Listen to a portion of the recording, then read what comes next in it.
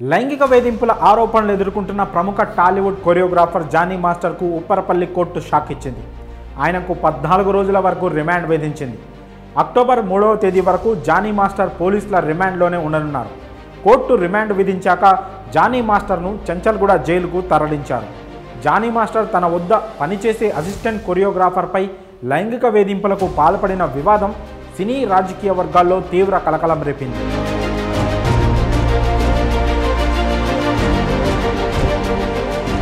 ఈ వివాదంలో Johnny మాస్టర్పై IPC section 376, 506, 323 subsection 2తో పాటు పోక్సో కేసులు నమోదయ్యాయి.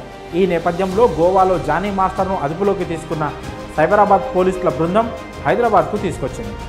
ఆ తర్వాత రాజేంద్రనగర్ సిసిఎస్ కార్యాలయంలో సీక్రెట్గా విచారించిన అనంతరం జానీ మాస్టర్ను ఉప్పరపల్లి కోర్టు ముందు హాజరుపరిచారు. ఈ సందర్భంగా కోర్టు జానీ మాస్టర్కు 14 రోజుల రిమాండ్ విధించింది. కోర్టు తీర్పుతో అక్టోబర్ 3 వరకు కొరియోగ్రాఫర్ రిమాండ్లోనే ఉండనున్నారు. ఆయన్ని పోలీసులు చెంచల్గూడ జైలుకు తరలించారు. మరోవైపు ఆయన బెయిల్ కోసం రంగారెడ్డి కోర్టును ఆశ్రయించినట్లు తెలిసింది. పోలీసుల విచారణలో జానీ మాస్టర్ పలు సంచలన విషయాలు చెప్పినట్లు సమాచారం. తాను ఎలాంటి లైంగిక వేధింపులకు పాల్పడలేదని, కావాలనే కొందరు తనపై ఫిర్యాదు చేయించారని చెప్పినట్లు సమాచారం. న్యాయపరంగా పోరాడి నిజాయితీగా బయటికొచ్చి తనను ఇరిగించిన వాళ్లను వదిలిపెట్టనని జానీ మాస్టర్ హెచ్చరించినట్లు తెలుస్తోంది. నాసింగి పోలీసులు ఈ కేసు విచారణలో భాగంగా ఇప్పటికే బాధితురాలి వాగ్మూలం తీసుకున్నారు. బాధితురాలి ఇంట్లోనే విచారించిన పోలీసులు పలు వివరాలు సేకరించారు. అనంతరం బాధితురాలికి వైద్య పరీక్షలు కూడా నిర్వహించారు.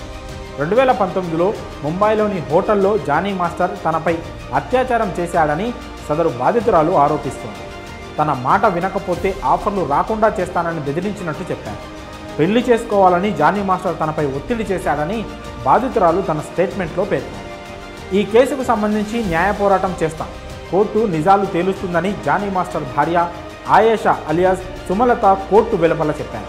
ఈ కేసులో పోక్సో యాక్ట్ ఉన్నందున జిల్లా కోర్టులో బెయిల్ పిటిషన్ దాఖలు చేస్తామని జానీ మాస్టర్ తరఫు న్యాయవాది తెలిపారు.